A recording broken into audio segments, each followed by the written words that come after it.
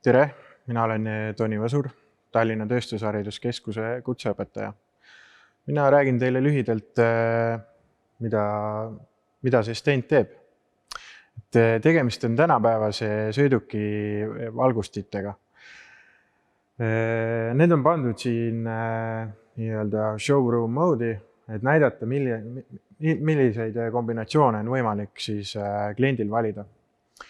Igas tules sees on juhtplokk ja neid juhib siis selline ühine ülemjuhtplokk, mille külge on integreeritud siis ka tulede lüliti ja start-stop nupp, millest siis sõidukile süüde sisse lülitada.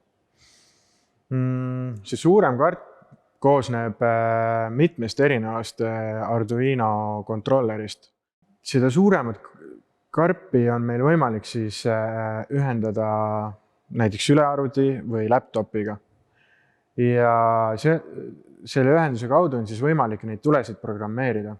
Kui klient valib endale sõiduki, siis tal on võimalik valida, millise mustriga teil siis näiteks need tagatuled päeval põlevad ja millise mustriga need öisel ajal põlevad.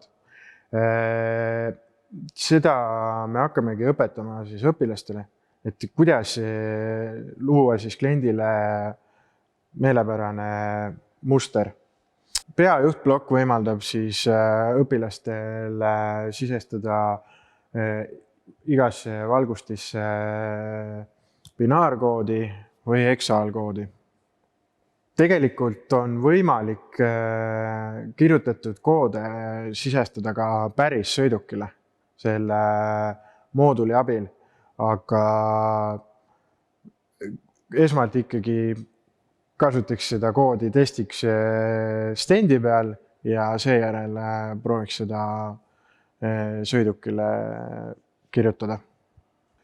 Meil on võimalik sellel stendil teostada kõiki kontrollmõõtmisi ja simuleerida vigu, mis võiksid tekkida sõidukil päriselus.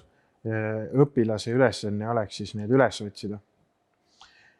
Lisaks on võimalik juhtida kiirustundlikult neid valgusteid, just siis esimesi valgusteid ja vastavalt ilmastikuoludele.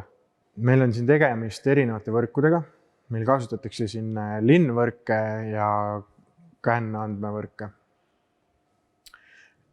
Õppestendiga on kaasas ka tarkvara, mis siis võimaldab õpilasel kõigepealt enda kirjutatud koodi testida, kontrollida arvutiprogrammis ning seejärel siis vaadata reaalselt, kuidas see toimib.